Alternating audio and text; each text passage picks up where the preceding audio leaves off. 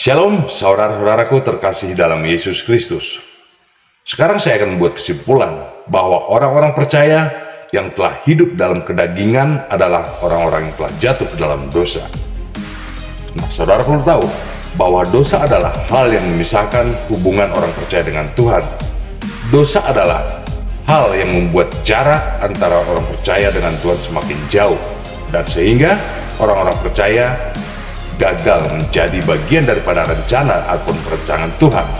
Dan orang-orang percaya akhirnya terlepas daripada kendali Roh Kudus, terlepas daripada pimpinan maupun tuntunan Roh Kudus, sehingga dengan mudahnya mereka diikat atau dijerat oleh dosa dan tinggal selamanya dalam dosa tersebut dan akhirnya meninggalkan Yesus Kristus. Nah, untuk itu saudara perlu tahu jenis-jenis dosa yang telah menjerat banyak orang-orang percaya. Di dalam Galatia 5 ayat 19-21 Rasul Paulus berkata, perbuatan daging telah nyata, yaitu percabulan, kecemaran, hawa nafsu, penyembahan berhala, sihir, perseteruan, perselisihan, iri hati, amarah, kepentingan diri sendiri, percideraan, roh pemecah, kedengkian, kemabukan, pesta pora, dan sebagainya. Terhadap semua itu, kuperingatkan kamu, seperti yang telah kubuat dahulu, bahwa barang siapa melakukan hal-hal yang demikian, ia tidak akan mendapat bagian dalam kerajaan Allah. Di dalam ayat tersebut, Rasul Paulus membagi jenis dosa menjadi 3 kategori yang paling dominan, yaitu kategori pertama, yaitu jenis-jenis dosa seksual. Lalu yang kedua, dosa-dosa ketahayulan. Lalu yang ketiga adalah dosa-dosa sosial. Nah, pada kesempatan ini saya akan mengulas atau menyampaikan kepada saudara yaitu kategori yang pertama, yaitu dosa-dosa seksual. Dosa-dosa ini sangat menarik untuk kita simak, karena dosa ini adalah dosa yang paling dominan yang mampu menguasai hati dan pikiran orang-orang percaya, sehingga dosa tersebut mampu mendominasi kehidupan mereka dalam waktu yang lama.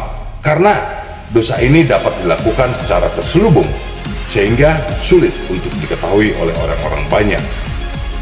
Nah, untuk mengulas dosa ini, saya akan membagi jenis dosa ini menjadi 6 bagian. Bagian pertama adalah yaitu percabulan, yaitu seks terlarang yang dilakukan oleh orang-orang yang sudah menikah.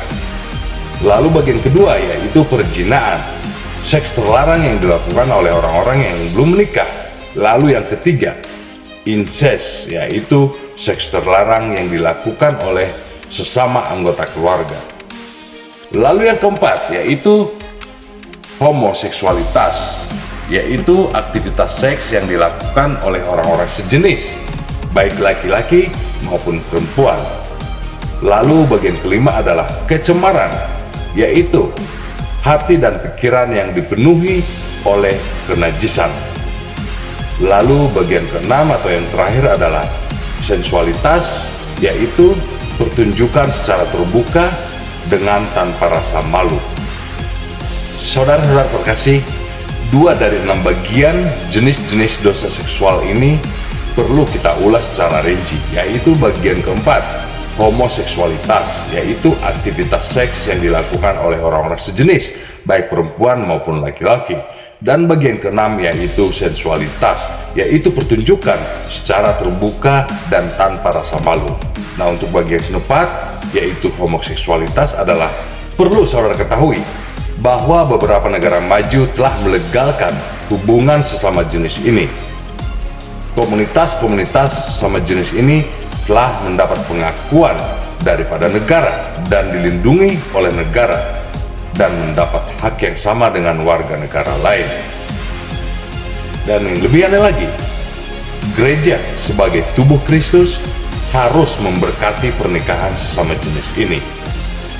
Lalu ada orang yang berkata dan membuat pernyataan demikian kepada saya, bagaimana mungkin sebuah gereja maupun seorang pendeta melakukan pemberkatan pernikahan kepada orang-orang sesama jenis?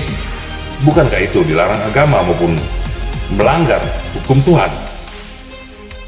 Nah, pada awalnya saya juga berpikir demikian, bahwa tidak akan ada gereja maupun pendeta yang melakukan pemberkatan pernikahan kepada orang-orang sesama jenis itu.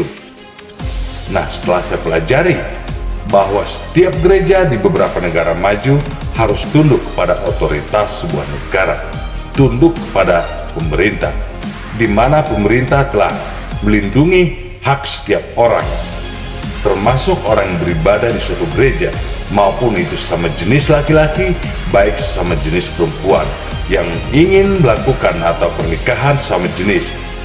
Dan saya berpikir, pendeta yang melayani di gereja tersebut akan berhadapkan dengan pilihan yang dilematis. Di satu sisi, pendeta tersebut maupun gereja tersebut harus tunduk pada otoritas negara tersebut. Di sisi lain, mereka harus tunduk kepada otoritas daripada Tuhan. Inilah dunia yang sedang menunjukkan betapa gagahnya dunia menghimpit setiap kehidupan orang percaya. Sekarang kita masuk pada bagian ke-6, yaitu 6 jenis bagian daripada dosa-dosa seksual, yaitu seksualitas, yaitu pertunjukan secara terbuka yang dilakukan oleh orang-orang tanpa rasa malu. Saudara-saudara, saudara perlu tahu bahwa Alkitab tidak pernah mengecam orang-orang yang senang bergaya. Namun Alkitab akan mengecam orang-orang yang bergaya tidak sopan santun. Dan Alkitab tidak pernah mengecam orang-orang yang selalu menjaga kecantikan. Namun Alkitab akan mengecam orang-orang yang menjadikan kecantikannya menjadi pribadi yang tidak sopan santun atau menjadi pribadi yang sombong. Saudara tahu, dosa-dosa sensualitas ini sekarang lagi marak digemari oleh orang-orang. Saudara-saudara terkasih dalam Yesus Kristus, dosa-dosa sensualitas ini saat ini sangat mudah kita temukan. Saudara mungkin tahu, saat ini telah hadir beberapa aplikasi yang menyajikan video-video berdurasi singkat. Nah, di sana banyak orang yang terbawa arus. Mereka mengaku Kristen, mereka mengaku anak Tuhan, namun terbawa arus oleh permainan zaman ini. Di sana mereka dengan sengaja memamerkan kemolekan tubuh mereka untuk mencari atau mengundang reaksi orang atau perhatian orang lain. Dengan sengaja mereka telah melakukan dosa-dosa seksualitas tersebut dan mengindahkan tanda-tanda yang diberikan oleh Tuhan. Hidup menjadi seperti dunia, bukan lagi hidup seperti yang dikehendaki oleh Tuhan. Nah, untuk selanjutnya, saya akan mengulas tentang kategori kedua, yaitu dosa-dosa ketahayulan. Untuk itu, tetaplah di channel ini. Jangan lupa, subscribe channel ini untuk mendapatkan renungan-renungan berikutnya. Sampai jumpa dalam video berikutnya. Tuhan Yesus memberkati saudara dan saya, hari ini sampai selama-lamanya. Shalom.